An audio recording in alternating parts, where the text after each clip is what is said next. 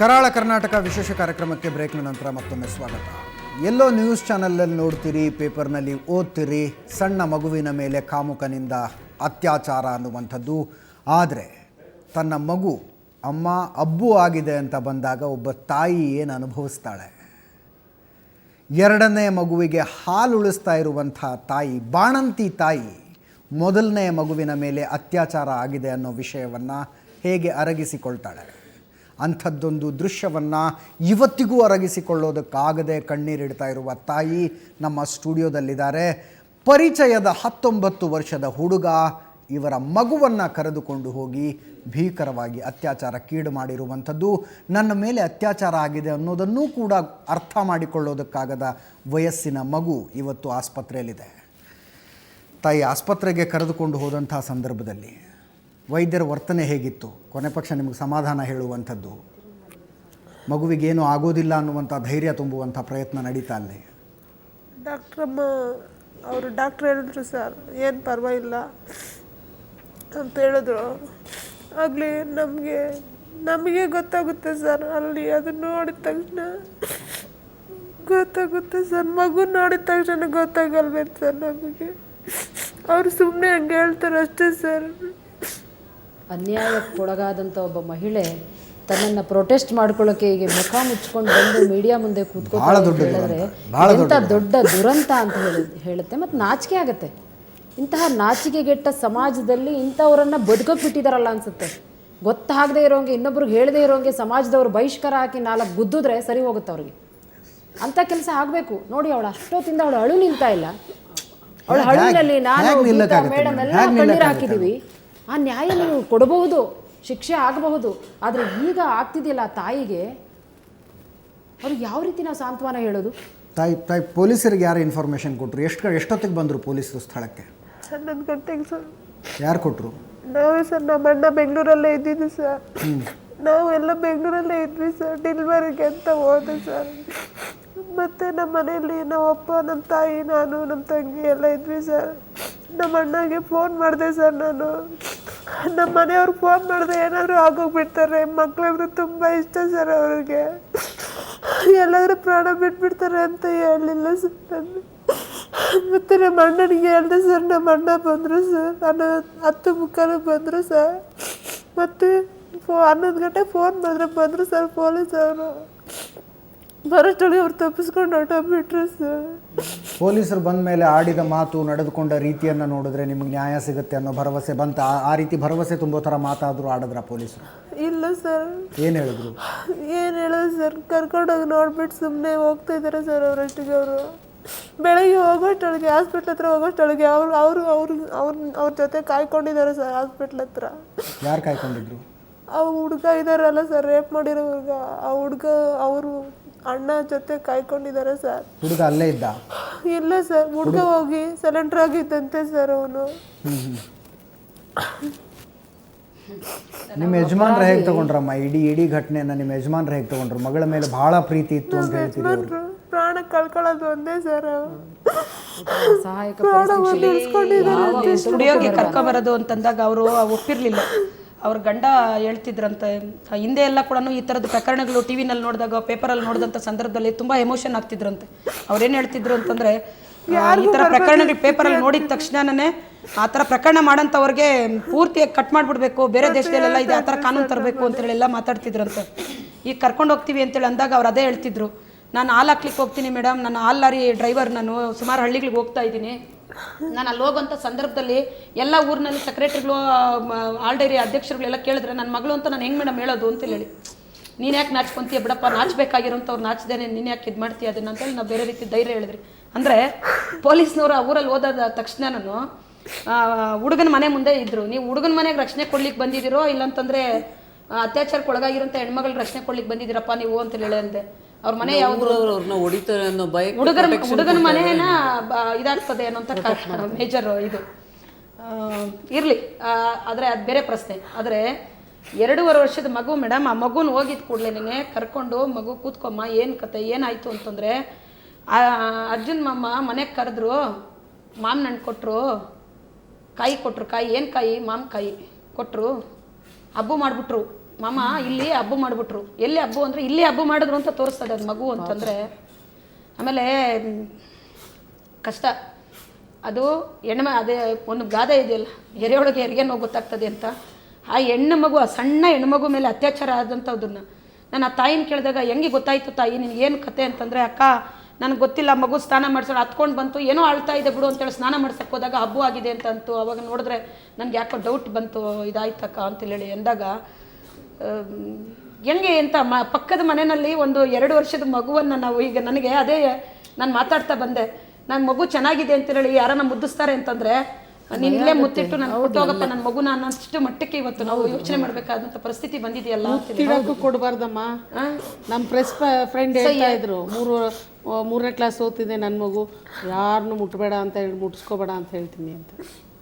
So ಹಂಗಾಗಿ sir ಇದಕ್ಕೆ ನಾವು ಹೇಳೋಂಥದ್ದಾದರೆ ಇವತ್ತು ಕಾನೂನನ್ನು ಆಗಿರೋಂಥ ಆ ಕಾನೂನಿನ ಸೀರಿಯಸ್ನೆಸ್ ಏನು ಅನ್ನೋಂಥದ್ದಕ್ಕೆ ಸಂಬಂಧಪಟ್ಟಂಗೆ ಒಂದು ಕಡೆ ಹುಡುಗರಿಗೂ ಕೂಡ ಇವತ್ತು ಮತ್ತು ಇಡೀ ಸಮಾಜದಲ್ಲಿ ಅದೊಂದು ಅವೇರ್ನೆಸ್ ಆಗಬೇಕು, ಅದಕ್ಕೆ ಸಂಬಂಧಪಟ್ಟಂಥ ತಿಳುವಳಿಕೆ ಕೊಡುವಂಥ ಕೆಲಸ ಆಗಬೇಕು, ಅದಾಗ್ತಾ ಇಲ್ಲ.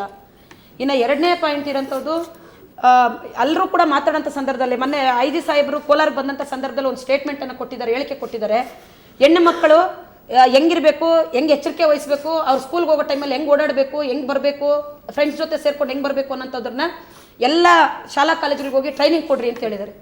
ನಾನು ನಿಜ ಒಂದು ಭಾಗ ಅಷ್ಟೇ ಅದನ್ನು ಒಪ್ತೀನಿ. ಆದರೆ ಬರೀ ಹೆಣ್ಣು ಮಕ್ಕಳಿಗೆ ಆ ರೀತಿ ಕೊಡಬೇಕು ಅಂತ ಹೇಳ್ತಾರೆ ಅಂತಂದ್ರೆ ಎಲ್ಲ ಸಂದರ್ಭ ಗಂಡಸರಿಗೆ ಯಾಕೆ ಕೊಡಬಾರ್ದು, ಹೆಂಗ್ ನಡ್ಕೋಬೇಕು ಅನ್ನೋಂಥದ್ದನ್ನ, ಆಮೇಲೆ ಆ ಕಾನೂನಿನ ತೀವ್ರತೆ ಏನಿದೆ, ನೀವು ಆತರ ಮಾಡಿದ್ರೆ ನೀವು ಹೆಂಗ್ ಆಗ್ತೀರಿ ಏನಾಗ್ತೀರಿ ಅನ್ನೋದ್ರ ಬಗ್ಗೆ ಕೊಡಲ್ಲ ಅನ್ನೋಂಥದ್ದು.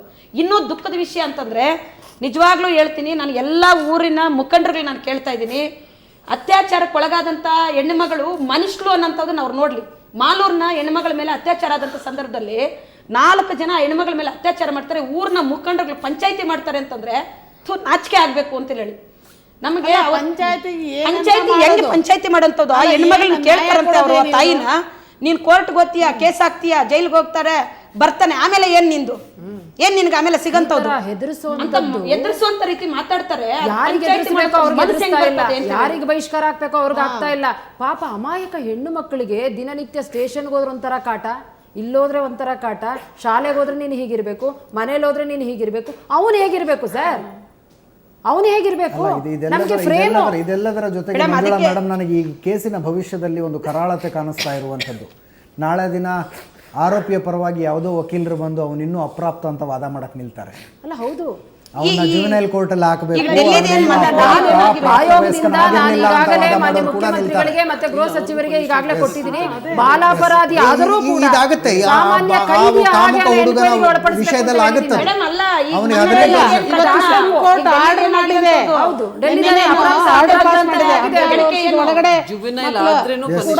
ಪನಿಷ್ ಮಾಡ್ಬೇಕು ಅಂತ ಹೊಸ ಆದೇಶ ಆಗಿದೆ, ಅದು ಖಂಡಿತ ಇಂಪ್ಲಿಮೆಂಟ್ ಆಗ್ಬೇಕು. ಇವತ್ತೇನಂದ್ರೆ ಇನ್ವೆಸ್ಟಿಗೇಷನ್ ಆದೇಶಗಳಾಗಿ ಇದಾವೆ. ಬಟ್ ನಾನು ಹೇಳಂತದ್ದು ಇಲ್ಲಿ ರಿಕ್ವೆಸ್ಟ್ ಮಾಡ್ತಾ ಇದ್ದೀನಿ, ಮಂಜುಳಾ ಮೇಡಮ್ ಮಹಿಳಾ ಆಯೋಗದ ಅಧ್ಯಕ್ಷರಿದ್ದಾರೆ, ನಮ್ಮ ಮೋಟಮ್ಮ ಮೇಡಮ್ ಇದ್ದಾರೆ, ಮತ್ತೆ ಇನ್ನೂ ಕೆಲವರು, ಮತ್ತೆ ನಮ್ಮ ಪೊಲೀಸ್ ಆಫೀಸರ್ಸ್ ಇದ್ದಾರೆ. ನಿಮ್ಮ ಹತ್ರ ಎಲ್ಲ ನಾನು ರಿಕ್ವೆಸ್ಟ್ ಮಾಡೋದು ಇಷ್ಟೇನೆ, ಆದೇಶಗಳಿಂದ ಕಾನೂನುಗಳನ್ನ ಮಾಡಿ ಅದನ್ನ ಇಡುವಂಥದ್ರಿಂದ ಇವೆಲ್ಲವೂ ಕೂಡ ಸರಿ ಹೋಗಲ್ಲ. 2ನೇ ಕಾನೂನಾಗಿದೆ. ಈಗ ಜಸ್ಟಿಸ್ ವರ್ಮಾ ಕಮಿಟಿ ಕೊಟ್ಟಂತ ರಿಪೋರ್ಟ್ ಏನಾಗಿದೆ, ಎಷ್ಟು ದಿವಸ ಆಯ್ತು? ಇಡೀ ದೇಶದಲ್ಲಿ 10 ಕೋರ್ಟ್ಗಳನ್ನ ಮಾಡಿರೋಂಥದ್ದು, ಅದರಲ್ಲಿ ಜಡ್ಜ್ಗಳೇ ಇಲ್ಲ. ಇಡೀ ಕರ್ನಾಟಕಕ್ಕೆ 2 ಕೋರ್ಟ್ಗಳು ಇರೋಂಥದ್ದು, ಫಾಸ್ಟ್ ಟ್ರ್ಯಾಕ್ ಕೋರ್ಟ್ಗಳು. ಸೊ ಇವೆಲ್ಲ ಮಾಡ್ದೇನೆ ನೀವು ಸರ್ಕಾರದ ಜೊತೆ ಇದೆಲ್ಲ ಮಾತಾಡ್ತಿದ್ದೀನಿ. ಆ ತಾಯಿಯ ಮಗುವಿನ ಜೊತೆ ಮಾತಾಡಿದ್ರ ಹೇಗಿದೆ ಪರಿಸ್ಥಿತಿ? ಮಗು ಆ ಶಾಕ್ ನಿಂದ ಹೊರಗೆ ಬಂದಿದ್ಯಾ? ಏನ್ ಅನ್ನತ್ತೆ ಮಗು? ಮಗುಗೆ ಏನಾಗಿದೆ ಪಾಪ, ಅವಳಿಗೆ ಇನ್ನೂ ತುಂಬಾ ನೋವಿದೆ, ತುಂಬಾ ಅವಳ ಇದೆಲ್ಲ ಏನು ಗುಪ್ತಾಂಗ ಎಲ್ಲ ತುಂಬ ಹುಣ್ಣಾಗಿದೆ, ತುಂಬ ನೋವಿದೆ ಮಗುಗೆ. ಅಬ್ಬು ಅಂತಾಳೆ, ಆಲಗಿಸ್ತಾಳೆ. ಜೊತೆಗೆ ಪಾಪ ಅವಳಿಗೆ ಏನೂ ಗೊತ್ತಿಲ್ಲ ಸರ್, ಹೊರ ಪ್ರಪಂಚ ಏನೂ ಗೊತ್ತಿಲ್ಲ ಸರ್. ಅವಳು ಮಾತಾಡ್ತಿದ್ರೆ ಭಾಳ ದುಃಖಿಸ್ಕೋಬೇಕಾಗ್ತದೆ. ಹಂಗೆ ಪಾಪ ಆರಾಮಾಗಿ ಮಾತಾಡ್ತಾಳೆ ಅದು ಮಗು, ಎಲ್ಲವೂ ಹೇಳ್ತಾಳೆ, ಕೇಳಿದ್ದನ್ನೆಲ್ಲ ಹೇಳ್ತಾಳೆ, ಆಟ ಆಡ್ತಾಳೆ, ಚೆನ್ನಾಗಿ ಮಿಂಗಲ್ ಆಗ್ತಾಳೆ. ಆದರೆ ಅವಳ ತಾಯಿ ಅದರ ತೀವ್ರತೆ ಏನು ಅಂತೇಳಿ ಅವಳ ತಾಯಿಗೆ ಗೊತ್ತಿರೋಂಥದ್ರಿಂದ ಅವಳು ಭಾಳ ದುಃಖಿಸ್ತಾಳೆ. ನಾನು ದಿವ್ಯಾಗಿ ಹೇಳೋದು ಇಷ್ಟೇನೆ, ಅವಳಿಗೊಂದು ಆತಂಕ ಇದೆ, ನನಗೆ ಹೆಣ್ಮಕ್ಕಳು, ನನ್ನ ಮಗುದ ಭವಿಷ್ಯ ಹೆಂಗಕ್ಕ, ನಾನು ಹೆಂಗಕ್ಕ ಬರೋದು ಟಿ ವಿ ಮುಂದೆ, ನನ್ನ ಮಗು ಭವಿಷ್ಯ ಏನಾಗ್ಬೋದಕ್ಕ ಅಂತಂದಾಗ ನಾನು ಅವಳಿಗೆ ಹೇಳ್ದಂಥದ್ದು ಇದೆ, ನೀನು ಯಾವುದಕ್ಕೂ ಹೆದರಬೇಕಾದಂಥದ್ದಿಲ್ಲ. ಇವತ್ತು ಕಾಲ ಹಿಂಗೆ ಇಲ್ಲ, ಹಿಂದಿನ ಥರ ಎಲ್ಲ ಇಲ್ಲ. ಹಾಗಾಗಿ ಅವಮಾನಕ್ಕೆ ಒಳಗಾಗಿರೋದು. ನಾನು ಅದಕ್ಕೆ ಬರ್ತಾ ಅವಳಿಗೆ ಒಂದು ಪೂಲಂದೇವಿದು ಕತೆ ಹೇಳ್ಕೊಂಬಂದೆ. ರೋಷ ಹೆಂಗ್ ಬರ್ತದೆ, ಕೋಪ ಹೆಂಗ್ ಬರ್ತದೆ, ಯಾಕೆ ಹಿಂಗೆ ಆಗ್ತಾರೆ ಎಲ್ಲಾನು ಅಂತ ಅಂದಾಗ ಇದು ಕಣವ ಇಷ್ಟು ದಿವಸದಿಂದ ಅನ್ಯಾಯಗಳಾದಂಥ ಸಂದರ್ಭದಲ್ಲಿ ನಿಮಗಳಿಗೂ ಕೂಡ ನಾನು ಇದನ್ನು ಪ್ರತಿಭಟಿಸಬೇಕು ಅನ್ನೋಂಥ ಮನಸ್ಸು ಬರಬೇಕಿತ್ತು. ನೋಡಿ, ಇವತ್ತು ನಿನಗಾಗಿರೋಂಥದ್ದು ಬೇರೆ ಎಲ್ಲ ಹೆಣ್ಮಕ್ಳು ಕೂಡ ಅದನ್ನು ಪ್ರತಿಭಟಿಸ್ತಾರೆ.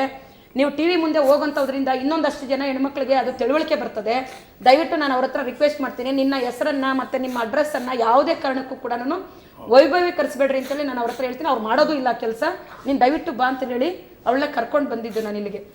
ಆದರೆ ಪಾಪ ಅವಳು ತುಂಬ ನೋವು ತಿಂತಿದ್ದಾಳೆ. ಈಗ 2ನೇ ಮಗು ಡೆಲಿವರಿಗೆ ಮೇಡಮ್ ಅವಳು ತಾಯಿ ಮನೆಗೆ ಬಂದಿರೋಂಥದ್ದು. ಅವಳ ಗಂಡನ ನಾನು ಖಂಡಿತ ಇವತ್ತು ನಾನು ನಿಮ್ಮ ಎಲ್ಲರ ಪರವಾಗಿ ಮತ್ತು ನಾನು ಕೂಡ ವೈಯಕ್ತಿಕವಾಗಿ ಅವನ್ನ ಇವತ್ತು ನಾನು ಅಪ್ಶೇಟ್ ಮಾಡ್ತೀನಿ. ಯಾಕೆ ಅಂತಂದರೆ ಅದು ಅವುಗಳನ್ನೇ ಸಣ್ಣದಾಗಿ ಇಟ್ಕೊಂಡು ನಿಮ್ಮ ತಾಯಿ ಮನೆಯಲ್ಲಿ ನಿಮ್ಮ ಜವಾಬ್ದಾರಿ ಇಲ್ಲ, ನೀವು ನೋಡ್ಕೊಳ್ಳಿಲ್ಲ, ಇದನ್ನೇ ಒಂದು ತಗೊಳ್ಳೋಂಥ ಸಂದರ್ಭದಲ್ಲಿ ಅವಯ್ಯ ಧೈರ್ಯ ಕೊಟ್ಟಿದ್ದಾನೆ ಅವಳಿಗೆ. ನಾನು ಫಸ್ಟ್ ಹೋಗಿ ಕೇಳಿದಾಗ ನಿನ್ನ ಗಂಡ ಹೆಂಗೆ ಹೇಳಿದ್ನು ಅಂತಾನೆ. 2ನೇ ಮಗು ಡೆಲಿವರಿಗೆ ಬಂದಿರೋದವಳು ಆ ಮಗುನ ನೋಡ್ಕೊಳ್ಳೋಂಥ ಸಂದರ್ಭದಲ್ಲಿ ಇವಾಗ ಇನ್ನೊಂದು ಮಗು ಮೇಲೆ ಹಿಂಗೆ ಆಗಿದೆ ಅನ್ನೋಂಥದ್ದು ಎಂಥ ಕಷ್ಟದ ಇದು ಅದನ್ನು ಮಾನಸಿಕವಾದಂತಹ. ಹಂಗಾಗಿ ಮಗು ಅವಳಿಗೆ ಇನ್ನು ಅವಳಿಗೆ ಏನು ಗೊತ್ತಿಲ್ಲ ಸರ್, ಸಮಯ ಬೇಕು ಅದರಿಂದ ಈಚೆ ಬರಲಿಕ್ಕೆ. ಸಾಂತ್ವನವನ್ನ ಕೊಡಬೇಕಾಗಿತ್ತು. ಪೊಲೀಸ್ನವರಾದ್ರೂ ಮನುಷ್ಯತ್ವ, ಈಗ ಅಕಸ್ಮಾತ್ ಅವ್ರಿಗೆ ಅಕ್ಕ ತಂಗಿ ಇಲ್ಲದೆ ಇರ್ಬೋದು, ಒಬ್ಬ ತಾಯಿಯ ಮಗನಾಗಿ ಯೋಚನೆ ಮಾಡಿಲ್ವಲ್ಲ. ಪೊಲೀಸ್ ಹೆಣ್ಣು ಮಗಳು ಅಷ್ಟೊಂದು ಪೊಲೀಸ್ ಇಲಾಖೆಗೆ ನಾನೊಂದು ಪ್ರಶ್ನೆ ಮೊನ್ನೆ ಆಕ್ಚುಲಿ ಶಕುಂತಲಾ ಶೆಟ್ಟಿ ಮೇಡಮ್ ವಿಚಾರದಲ್ಲಿ ಬೆಳಗ್ಗೆ ಮಧ್ಯಾಹ್ನ ಕೋಲಾರದಲ್ಲಿ ಒಂದು ಪ್ರಕರಣ ನಡೆದಿದೆ. ಏನು ಅಂಬೇಡ್ಕರ್ ನಗರದಲ್ಲಿ ಅವನು ಮುನಿಯಪ್ಪ ಅಂತ ಒಬ್ಬ ಹೆಣ್ಮಗಳ ಮೇಲೆ ಬಲಾತ್ಕಾರ ಮಾಡ್ಲಿಕ್ಕೆ ಹೋಗಿರೋಂಥ ವಿಚಾರಕ್ಕೆ ಸಂಬಂಧಪಟ್ಟಂಗೆ ಕಂಪ್ಲೇಂಟ್ ಕೊಡಬೇಡ ಅಂತ ಹೇಳ್ಬಿಟ್ಟು ಆ ಹುಡುಗಿ ತಾಯಿ ಮೇಲೆ ಎಲ್ಲ ಧಮಕಿ ಹಾಕಿದ್ದಾರೆ. ಕನಿಷ್ಠ ಹಾಕಿ ಅದನ್ನ ಹೇಳ್ಕೊಳ್ಳೋಣ ಮಾಡೋಣ ಅಂತಂದ್ರೆ ಅಲ್ಲಿ ಒಬ್ಬ ಲೇಡಿ ಪೊಲೀಸ್ ಇಲ್ಲ. ಸೊ ಇವತ್ತು ಸುಮಾರು ಪೊಲೀಸ್ ಸ್ಟೇಷನ್ಗಳಲ್ಲಿ ಹೆಣ್ಮಕ್ಳ ಸಮಸ್ಯೆಗಳನ್ನ ಹೇಳ್ಕೊಳ್ಳೋಣ ಅಂತೇಳಿ ಹೋದಂತ ಸಂದರ್ಭದಲ್ಲಿ ಇವತ್ತಿಗೂ ಸುಮಾರು ಮುಜುಗರಗಳಿದಾವೆ. ಸುಮಾರು ಪೊಲೀಸ್ ಸ್ಟೇಷನ್ಗಳಲ್ಲಿ ಕೇಸ್ನಲ್ಲೂ ಕೂಡ ಕೇಸನ್ನು ಮುಚ್ಚಾಕೋ ಪ್ರಯತ್ನ ನಡೀತು ಅಂತ. ಅಂದ್ರೆ ಮಗುವಿನ ಜೊತೆಗೆ ಆಸ್ಪತ್ರೆಗೆ ಬಂದ ಒಂದು ತಾಯಿನೇ ಏನೋ ಮಾಡಿದ್ದಾರೆ ಮಗುಗೆ ಅನ್ನುವಂತ ಮಾತನ್ನ ಹೇಳೋದಕ್ಕೆ ಪ್ರಯತ್ನ ಪಟ್ಟರು ಅಂತ ಇಲ್ಲೂ ನಡೀತಾ ಅಂತ. ಸರ್, ಈ ಕೋಲಾರ ಜಿಲ್ಲೆನಲ್ಲಿ ಬಹುತೇಕ ಹೆಂಗೆ ಅಂತಂದ್ರೆ ಇವತ್ತು ಅತ್ಯಾಚಾರ ಮಾಡೋದು ನಾನು ಹೇಳುತ್ತಿಲ್ಲ, ಅತ್ಯಾಚಾರ ಮಾಡೋದು, ಬಲಾತ್ಕಾರಗಳು ಮಾಡೋಂಥ ಪಾಳ್ಯಗಾರಿಕೆ ಮೌಲ್ಯಗಳ ಭಾಗವಾಗಿ ಇವತ್ತು ಹೆಂಗೆ ಯೋಚನೆ ಮಾಡ್ತಾರೆ ಅಂದ್ರೆ ಹೆಣ್ಣು ಮಗಳ ಮೇಲೆ ಅತ್ಯಾಚಾರ. ಹೆಣ್ಣು ಮಗು ಅದು ಮನುಷ್ಯರ ತರ ಅವ್ರ ಮನುಷ್ಯರ ತರ ಅರ್ಥ ಆಗಿದ್ರೆ 4 ಜನ ಅತ್ಯಾಚಾರ ಮಾಡಿರಂತ ಹೆಣ್ಣು ಮಗಳನ್ನ ಪಂಚಾಯತಿ ಮಾಡ್ತಾರೆ ಅಂತಂದ್ರೆ ಏನ್ ಹೇಳಿ ನೀವು ಹೆಂಗೆ ಅಂತ. ಮಾಸ್ತಿ ಅಂತ ಜ್ಞಾನಪೀಠ ಆ ಜಿಲ್ಲೆಯವರು ಮಾಸ್ತಿ ಅಂತ ನೋಡಿದ ತಕ್ಷಣ ನಾನು ಕೇಳಿದೆ, ಮಾಸ್ತಿ ವೆಂಕಟೇಶ ಅಯ್ಯಂಗಾರ್ ಅವರ ಹುಟ್ಟೂರ ಇದು ಅಂತ. ಹೌದು ಅಂತ ಹೇಳಿದ್ರು. ಅಂತ ಒಂದು ಸ್ಥಳದಲ್ಲಿ ಅಲ್ಲಿ ಸ್ಥಳೀಕರು ಹೇಳ್ತಾರೆ ಇದು ಕಾಮನ್ ಅಂತಾರೆ. ಇದು ಕಾಮನ್, ನಿಮಗೆ ಗೊತ್ತಿಲ್ಲ. ಮಾಲೂರ್ ಅಂತ ಸರೌಂಡಿಂಗ್ಸ್ ಅಲ್ಲಿ ನಡೆಯುವಂಥದ್ದು ಹೇಳ್ತಾರೆ. ಆತಂಕನ, ಭಯನ, ತಲ್ಲಣನ ಸಮಾಜ ಇದನ್ನ ಇಷ್ಟು ಸಲೀಸಾಗಿ ಅಕ್ಸೆಪ್ಟ್ ಮಾಡ್ಕೊಂಡಿದ್ಯಾ? ಮಾಲೂರು ಸರೌಂಡಿಂಗ್ಸ್ ಅಲ್ಲಿ ಎಲ್ಲ ಓಡಾಡುವಂತ ಯಾರನ್ನ ಕೇಳಿದ್ರು ಹೇಳೋದು ಇದು ಕಾಮನ್. ಮೇಡಮ್ ನಾನು ಒಂದು ವಿಚಾರ ಹೇಳ್ತೀನಿ, ಇದು ಬೆಂಗಳೂರು ನಗರದಲ್ಲೂ ಇದೆ. ಎಸ್ಪೆಷಲಿ ಸ್ಲಮ್ಸ್ ಇದೆಯಲ್ಲ. ನಾನು ಫ್ರೆಸ್ ಟೌನ್ ACP ಇದ್ದಾಗ ನನಗೆ ಆಶ್ಚರ್ಯ ಆಯಿತು. ಅಲ್ಲಿ ದೇವರ ಜೀವನಹಳ್ಳಿ, KG ಹಳ್ಳಿಯಲ್ಲಿ ಅಲ್ಲಿ ಏನಾಗಿದೆ, ಒಂದು ಕೋಮಿನ ಜನರಲ್ಲಿ ಇದು ಬಹಳ ಕಾಮನ್. ಅದೇನಾಗುತ್ತೆ, ಅಲ್ಲಿ ಒಂದು ಕಟ್ಟೆ ಮಾಡ್ಕೊಂಡಿದ್ದಾರೆ. ಅದು ನಮಗೆ ಯಾರೋ ಇನ್ಫಾರ್ಮೇಷನ್ ಹೇಳಿದ್ಮೇಲೆ ನಮಗೆ ಗೊತ್ತಾಗಿದ್ದು, ಇನ್ಕ್ಲೂಡಿಂಗ್ ಪೊಲೀಸ್ ಅಂದರೆ ಹೆಡ್ ಕಾನ್ಸ್ಟೇಬಲ್, ASIಗಳು, ನಾಟ್ ಸಬ್ ಇನ್ಸ್ಪೆಕ್ಟರ್ ಹೋಗಲ್ಲ ಈ ಸ್ಟೇಷನ್. ಅವ್ರು ಏನು ಮಾಡ್ತಾರೆ, ಸಂಜೆ 8:30 9 ಗಂಟೆಗೆ ಎಲ್ಲ ಆಫೀಸರ್ಸ್ ಮನೆಗೆ ಹೋಗಿದ ಮೇಲೇನೋ ಅಥವಾ ಬಿಸಿ ಇದ್ದಾಗ ಕೂತ್ಕೊಂಡು ಪಂಚಾಯಿತಿ ಮಾಡ್ತಾರೆ. ಈ ಕೇಸಸ್ ಎಲ್ಲ ಪಂಚಾಯಿತಿಲೇ ಮುಗಿಯೋದು. ಪಂಚಾಯಿತಿ ಕಟ್ಟೆಗಳ ಮೇಲೆ ಕೂತ್ಕೊಂಡಿರುವಂತಹ ಹಿರಿಯರಿಗೆ ಒಂದು ಪ್ರಶ್ನೆ, 4 ಜನ ಸೇರ್ಕೊಂಡು ಒಂದು ಮಗುವಿನ ಮೇಲೆ ಅತ್ಯಾಚಾರ ಮಾಡಿದಾಗ ಪಂಚಾಯಿತಿ ಮಾಡಿ ಸರಿ ಮಾಡೋಣ ಅನ್ನುವಂಥ ಮಾತನ್ನು ಹೇಳಿದ್ರಂತೆ. ನಿಮ್ಮ ಜ್ಞಾನ ತುಂಬ ದೊಡ್ಡದಾಗಿರಬಹುದು, ಅನುಭವ ತುಂಬ ದೊಡ್ಡದಾಗಿರಬಹುದು. ಅಂಥ ಜ್ಞಾನ ಅನುಭವವನ್ನು ಬಳಸ್ಕೊಂಡು ಇಂಥ ಘಟನೆಗಳು ಮರುಕಳಿಸದೇ ಇರೋದಕ್ಕೆ ಅತ್ಯಾಚಾರ ಮಾಡಿದವರನ್ನ ಹತ್ತಿರದ ಲೈಟ್ ಕಂಬಕ್ಕೆ ಕಟ್ಟಿ ಬಡಿದ್ರೆ 4 ಜನ ಅಪ್ರಿಷಿಯೇಟ್ ಆದ್ರೂ ಮಾಡ್ತಾರೆ. ಸುವರ್ಣ ನ್ಯೂಸ್ನಲ್ಲಿ ಕೂತ್ಕೊಂಡು ಹಿಂಸೆಗೆ ಪ್ರಚೋದನೆ ಕೊಡ್ತಿದ್ದಾರೆ ಅನ್ನೋ ಆರೋಪ ಯಾರಾದ್ರೂ ಮಾಡಿದ್ರೆ ಮಾಡ್ಕೊಳ್ಳಿ. ಈ ಕಣ್ಣೀರಿನ ಎದುರಿಗೆ ನಾವು ಮಾಡ್ತಾ ಇರುವಂತಹ ಮಾತು ಏನೂ ಅಲ್ಲ, ನಮ್ಮ ರೋಷ ಏನೂ ಅಲ್ಲ. ಕೋಲಾರ ಜಿಲ್ಲೆಯಲ್ಲಿ, ಯಾಕೆಂದ್ರೆ ನಾನೀಗ 1 ವರ್ಷದ ಹಿಂದೆ ಯಾರೋ ಬೇರೆ ಕಡೆಯಿಂದ ಬಂದ 4 ಜನ ರಾತ್ರಿ ಒಂದು ಹಳ್ಳಿಗೆ ನುಗ್ಗಿದ್ರು ಅಂತ ಹೇಳಿ ಊರ್ನವರೆಲ್ಲ ಸೇರಿ ಒಂದು ಇದರಲ್ಲಿ ಬಂದಿದ್ರಲ್ಲಮ್ಮ, ಎಂಥದ್ದು ವೆಹಿಕಲ್ ಅಲ್ಲಿ ಬಂದಿದ್ರು, ಒಟ್ಟಿಗೆ ಬಂದ ಕಳ್ತನ ಮಾಡ್ಲಿಕ್ಕೆ ಮತ್ತೆ ಹೆಣ್ಮಕ್ಳು ರೇಪ್ ಮಾಡ್ತಾರಂತನೂ ಎಲ್ಲ ಸೇರ್ಕೊಂಡು ಹೊಡೆದು ಅವ್ರನ್ನ ಇದು ಮಾಡಿ ಆಮೇಲೆ ಅದೇನು ಕೇಸ್ ಗೀಸ್ ಏನಾಗ್ಲಿಕ್ಕೆ ಯಾರನ್ನ ಅಂತ ಮಾಡ್ತಾರೆ. ಹಂಗಾಗೋಯ್ತದು. ಹಂಗೂ ಇದ್ದಾರೆ ಅಲ್ಲಿ ಜನ, ಇಲ್ಲ ಅಂತಲ್ಲ. ಆದ್ರೆ ಇಂಥದ್ದೆಲ್ಲ ಬಂದಾಗ ಯಾಕೆ ಅವ್ರಿಗೆ ಅಂತ ಕರಳು ಇದಾಗಲ್ಲ ಅಂತ ಹೇಳೋದು. ಕರಳು ಯಾಕೆ ಕರಗೋದಿಲ್ಲ ಅಂತ. ಈ ಪಾಳ್ಯಗಾರಿಕೆ ಮೌಲ್ಯಗಳ ಆಧಾರದಲ್ಲಿ ಹೆಣ್ಣು ಮಗಳನ್ನ ನೋಡುವಂತ ದೃಷ್ಟಿಕೋನ. ಆ ರೀತಿ ಈ ಇರ್ತದೆ ಸಮಾಜ ಆಗ್ಬಿಟ್ಟಿದೆ ಈ ತರ ಅದಂತ. ನೊಂದಂತಹ ಆದ್ರೆ ಇಂತಹ ಅಸಹಾಯಕ ನೀವು ಕಟ್ಟೆ ಮಹಿಳೆಯರಿಗೆ- ಹೇಳಿದ್ರಲ್ಲ ಸರ್, ಅವ್ರಿಗೆ ಸಂಬಂಧಪಟ್ಟಂಗೆ ಹಿರಿಯರಿಗೆ ನಾನು ಒಂದು ಮಾತು ಹೇಳ್ತೀನಿ. ನಿಜ, ಪಂಚಾಯತಿ ಮಾಡ್ಲಿ ಎಲ್ಲಿ ಅಂತಂದಾಗ ಏನೋ ಒಂದು ಸಣ್ಣ ತಪ್ಪು ಊರಲ್ಲಿ ಮಾಡಿದಾನೆ, ಗೊತ್ತಿಲ್ಲದೆ ಮಾಡಿದಾನೆ, ಏನೋ offense ಆದಾಗ ಅಲ್ಲ, ಇಂಥ offense ಎಲ್ಲ ಗಳಿಗೆ ವಿಷಯಕ್ಕೂ ಪಂಚಾಯ್ತಿ ಪೊಲೀಸ್ ಮಾಡೋದಲ್ಲ. ಸ್ಟೇಷನ್ಗೆ ಪರಿಹಾರ ಅಲ್ಲ. ಪೊಲೀಸ್ ಸ್ಟೇಷನ್ ಬರ್ಬೇಕು ಅಂತ ನಾವ್ ಹೇಳಲ್ಲ, ಅದಕ್ಕೆ ಪಂಚಾಯತಿ ಮಾಡ್ಲಿ ಅವರು. ಅವ್ರ ಬುದ್ಧಿ ಹೇಳಿ, ತಿಳುವಳಿಕೆ ಕೊಡ್ಲಿ, ಇಡೀ ಊರಿನಲ್ಲಿ ಇಂಥ ಪ್ರಕರಣಗಳು ಆಗ್ಬಾರ್ದು ನೀವು ಅಂತ ಹೇಳಿ ತಿಳುವಳಿಕೆ ಕೊಡ್ಲಿ. ಅದು ಬಿಟ್ಟು ರೇಪ್ ಮಾಡಿರೋಂಥವನ್ನ ಪಂಚಾಯತಿ ಮಾಡ್ತಾರೆ, ರಕ್ಷಣೆ ಮಾಡ್ತಾರೆ ಅಂತ ಹೆಂಗೆ, ಏನ್ ಅನುಭವ ಅಂತ ನಾವು ಒಳ್ಳೆ ತಗೊಳ್ಳೋದು? ಪೂಲನ್ ದೇವಿ ತರಾನೇ ಗಟ್ಟಿಯಾಗಿ ಬೆಳೆಸ ಹೆಂಗೆ ಅಂತ ಅದನ್ನ ರಿಸೀವ್ ಮಾಡತ್ತ ನಾವು ಕೇಳ್ತಾ ಇದೀವಿ. ಈ ದೌರ್ಜನ್ಯ ಮುಕ್ತ ಬದುಕು ನಮ್ಮ ಹಕ್ಕಾಗ್ಲಿ, ನಮ್ಮನ್ನ ಮನುಷ್ಯರ ತರ ನೋಡ್ರಿ, ಬದುಕ್ಲಿಕ್ ಬಿಡ್ರಿ ಅಂತ. Yes, ಈ ತರ 2.5 ವರ್ಷದ ಮಗು ಬದುಕ್ಲಿಕ್ಕೆ ಆಗಲ್ಲ, 6 ತಿಂಗಳು ಸರ್. ಈಗಷ್ಟೇ ನಮ್ಮ ಸ್ಟುಡಿಯೋದಲ್ಲಿ ಕೂತ್ಕೊಂಡು ಬೇಡುವಂತಹ ಪರಿಸ್ಥಿತಿ ನಮಗೆ ಬಂದಿದೆಯಲ್ಲ, ಈಗಷ್ಟೇ ನಮ್ಮ ನಮ್ಮನ್ನ ಸ್ಟುಡಿಯೋದಲ್ಲಿ ಬದುಕ್ಲಿಕ್ಕೆ ಕೂತ್ಕೊಂಡು ಬಿಡಿ ಅವರೊಬ್ರು ಅಂತ. ಮಾತನಾಡ್ತಾ ಇದ್ರು. ಅತ್ಯಾಚಾರದ ಪ್ರಕರಣವನ್ನ ಸೆಟಲ್ಮೆಂಟ್ ಮಾಡಿಕೊಳ್ಳೋದಕ್ಕೆ 4 ಲಕ್ಷ ರೂಪಾಯಿ ಹಣವನ್ನ ಕೊಡೋದಕ್ಕೆ ಬಂದ್ರಂತೆ. ಹಾಗೆ ಹಣ ಕೊಡೋದಕ್ಕೆ ಬಂದವರಿಗೆ ಮತ್ತು ಹಾಗೆ ಹಣ ಕೊಡುವ ನಿರ್ಧಾರ ಮಾಡಿದಂಥವರಿಗೆ ನಾವು ಒಂದು ಪ್ರಶ್ನೆನ ಇಡ್ತೀವಿ. 4 ಲಕ್ಷ ರೂಪಾಯಿ ಬೇಕಿದ್ರೆ ಸುವರ್ಣ ನ್ಯೂಸ್ ಕಡೆಯಿಂದ ನಾವು ಕೊಡ್ತೀವಿ. ಈ ತಾಯಿಯ ಕಣ್ಣೀರೊಂದನ್ನು ಒರೆಸಿ ತೋರಿಸ್ಬಿಡ್ರಿ, ಈ ತಾಯಿಗೆ ಒಂದು ಸಮಾಧಾನ ಮಾಡಿ ತೋರಿಸ್ಬಿಡ್ರಿ, 4 ಲಕ್ಷ ರೂಪಾಯಿಗಳನ್ನು ನಾವು ಕೊಡ್ತೀವಿ. ಒಬ್ಬ ತಾಯಿಯ ಕಣ್ಣೀರನ್ನು ಒರೆಸೋದಕ್ಕಾಗೋದಿಲ್ಲ ಅಂದರೆ ಲಕ್ಷಕ್ಕೆ ಬೆಲೆ ಇಲ್ಲ, ಕೋಟಿಗೆ ಬೆಲೆ ಇಲ್ಲ. ನಿಜವಾಗಿಯೂ ಆಗಬೇಕಾದಂಥದ್ದು ಇಂಥ ಘಟನೆಗಳು ಮರುಕಳಿಸದೇ ಇರುವ ಹಾಗೆ ನೋಡಿಕೊಳ್ಳಬೇಕಾದಂಥದ್ದು. ತಾಯಿನ ಒಂದು ಪ್ರಶ್ನೆ ಕೇಳೋದಕ್ಕೆ ಬಯಸ್ತೀನಿ. ಇಂಥದ್ದೊಂದು ಕೆಲಸ ಮಾಡಿಬಿಟ್ನಲ್ಲಮ್ಮ, ಆ ಮನೆಯವರಾದರೂ ಒಂದು ಅವಮಾನದಿಂದ ತಲೆ ತಗ್ಸಿದಾರ? ನಮ್ಮ ಹುಡುಗ ತಪ್ಪು ಮಾಡಿದಾನೆ ಅನ್ನೋ ಪಶ್ಚಾತ್ತಾಪ ಅವರಲ್ಲಿ ಇದೆಯಾ?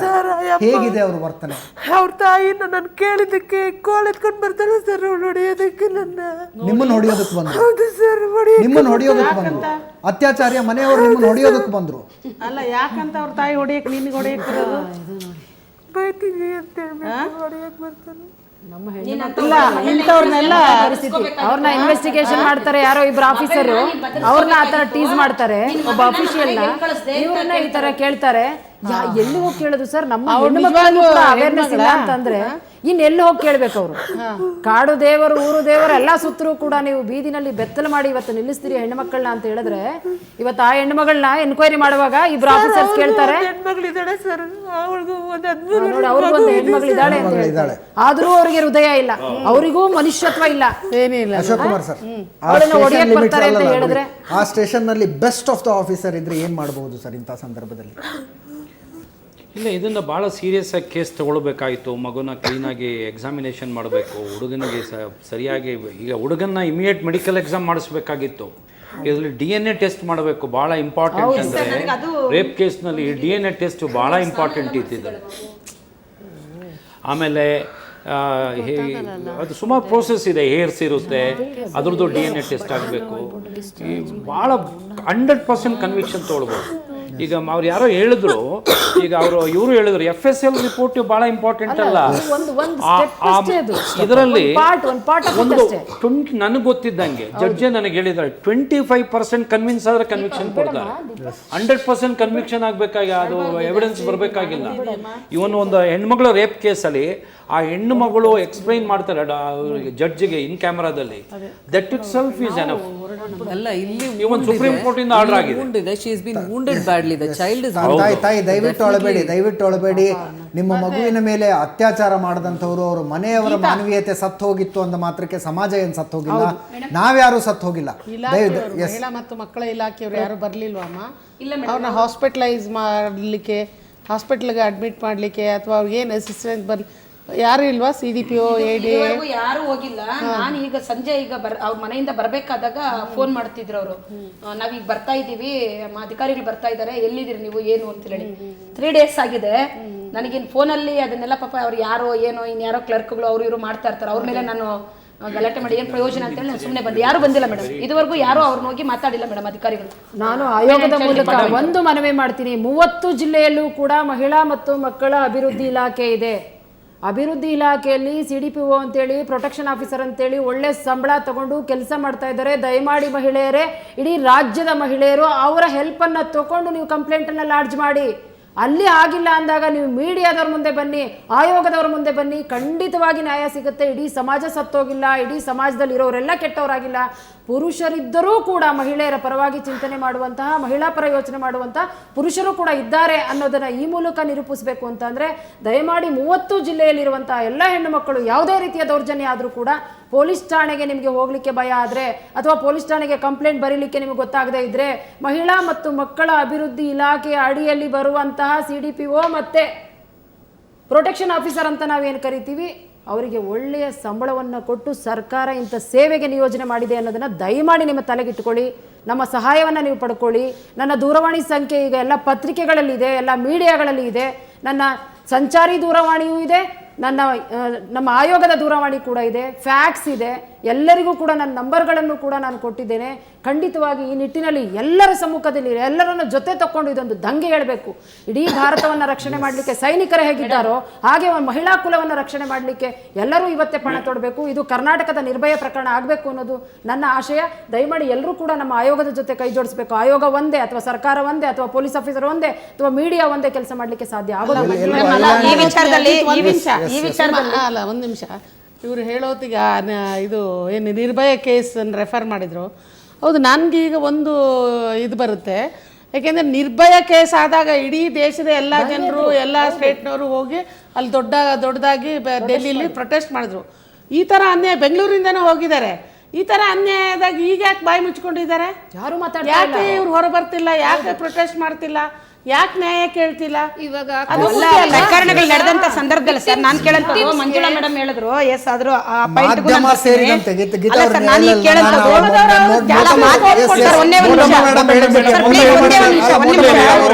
ಹೇಳ್ತೀನಿ, ಮಾಧ್ಯಮಗಳು ಸೇರಿದಂತೆ ಎಲ್ಲರ ಜವಾಬ್ದಾರಿ ಇರುವಂತದ್ದು. ಫಸ್ಟ್ ಮೊದಲನೇ ಸ್ಥಾನದಲ್ಲಿ ನಮ್ಮಲ್ಲಿ ನಿಂತ್ಕೋತೀವಿ.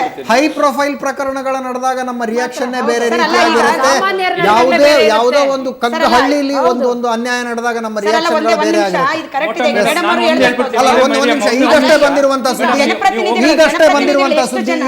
ಬಂದಿರುವಂತಹ ಸುದ್ದಿ ಹೆಚ್ಚುತ್ತಿರುವ ಅಪರಾಧಗಳನ್ನು, ಹೆಚ್ಚುತ್ತಿರುವ ಅತ್ಯಾಚಾರದ ಪ್ರಕರಣಗಳನ್ನು, ಲೈಂಗಿಕ ಕಿರುಕುಳಗಳನ್ನು ತಡೆಯೋ ನಿಟ್ಟಿನಲ್ಲಿ ಶೀಘ್ರ ರೀತಿಯ ಕ್ರಮಗಳನ್ನು ತೆಗೆದುಕೊಳ್ಳೋದಕ್ಕೆ ಗೃಹ ಸಚಿವರು ಅಧಿಕಾರಿಗಳ ಸಭೆ ಕರೆದಿದ್ದಾರೆ.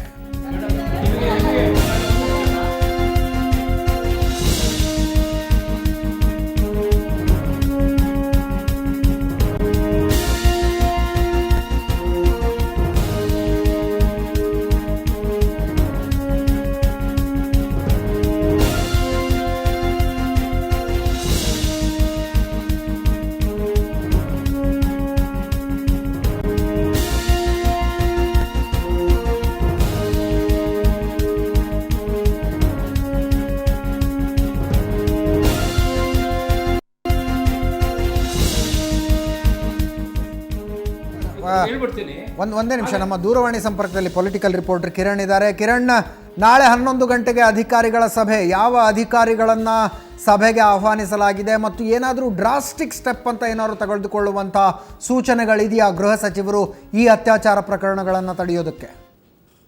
ಅಜಿತ್, ಪ್ರಮುಖವಾಗಿ ವಿಧಾನಸಭೆ ಹಾಗೂ ವಿಧಾನ ಪರಿಷತ್ ಅಧಿವೇಶನದಲ್ಲಿ ಈ ಒಂದು ವಿಚಾರ ಪ್ರಸ್ತಾಪವಾಗಿರುವಂತಹ ಹಿನ್ನೆಲೆಯಲ್ಲಿ ಪ್ರಮುಖವಾಗಿ ಗೃಹ ಸಚಿವರು ಪೊಲೀಸ್ ಅಧಿಕಾರಿಗಳಿಂದ ಮಾಹಿತಿಯನ್ನ ಕೋರಿರುವಂತದ್ದು.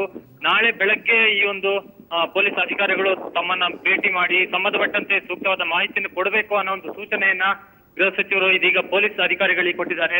ಈ ಒಂದು ಸಭೆಯಲ್ಲಿ ಅಂದ್ರೆ ಮಾಹಿತಿಯನ್ನು ನೀಡೋದಕ್ಕೆ ರಾಜ್ಯದ DGP ಬಚಾವೋ, ಅದೇ ರೀತಿ ಗೃಹ ಕಾರ್ಯದರ್ಶಿ ಪಟ್ನಾಯಕ್ ಮತ್ತು ಬೆಂಗಳೂರು ಪೊಲೀಸ್ ಆಯುಕ್ತರು MN ರೆಡ್ಡಿ ಇನ್ನಿತರ ಪೊಲೀಸ್ ಅಧಿಕಾರಿಗಳೇನಿದ್ದಾರೆ ಎಲ್ಲರಿಗೂ ಕೂಡ ಈ ಬಂದು ಬೆಳಗ್ಗೆ 11 ಗಂಟೆಗೆ ತಮ್ಮ ಕಚೇರಿಯಲ್ಲಿ ಭೇಟಿ ಮಾಡಿ ಈ ಒಂದು ರಾಜ್ಯದಲ್ಲಿ ಹೆಚ್ಚುತ್ತಿರುವ ಅತ್ಯಾಚಾರ ಪ್ರಕರಣ ಮತ್ತು ಫ್ರೇಜರ್ ಟೌನ್ ನಲ್ಲಿ ನಡೆದಂತಹ ಇದು ಪ್ರಮುಖವಾಗಿ ಅಧಿವೇಶನದಲ್ಲಿ ಪ್ರಸ್ತಾಪವಾಗ್ತಾ ಇರುವಂತದ್ದು.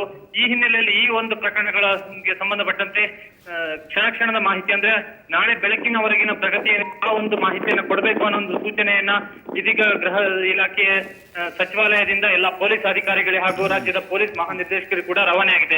ಧನ್ಯವಾದ ಕಿರಣ್, ನಿಮ್ಮ ಎಲ್ಲ ಮಾಹಿತಿಗಾಗಿ. ಇತ್ತೀಚೆಗೆ ನಡೆದಿರುವಂತಹ ಅತ್ಯಾಚಾರ ಪ್ರಕರಣಗಳ ಸ್ಟೇಟಸ್ ರಿಪೋರ್ಟ್ ಅನ್ನು ಬಹುಶಃ ಗೃಹ ಸಚಿವರು ಪಡೆದುಕೊಳ್ಳೋದಕ್ಕೆ ಬಯಸಿದ್ದಾರೆ.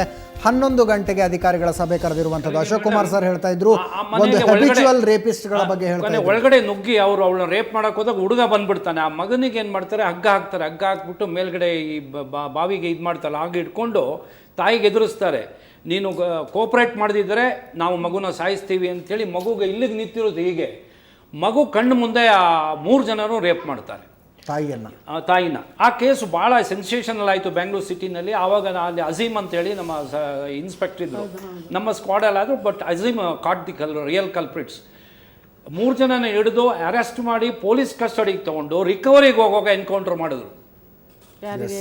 ಅವರಿಬ್ಬರನ್ನ 3 ಜನದಲ್ಲಿ ಇಬ್ಬರನ್ನ ಗುಂಡು ಹಾಕಿ ಸಾಯಿಸಿದ್ರು ಮೇಡಮ್ ಇನ್ಸ್ಪೆಕ್ಟ್ರು. ರಿಕವರಿಗೆ ಹೋಗುವಂತ ಸಂದರ್ಭದಲ್ಲಿ ಪೊಲೀಸ್ ಕಸ್ಟಡಿಗೆ ತಗೊಂಡು 7 ದಿವಸ custodial death, but we had the guts to finish that.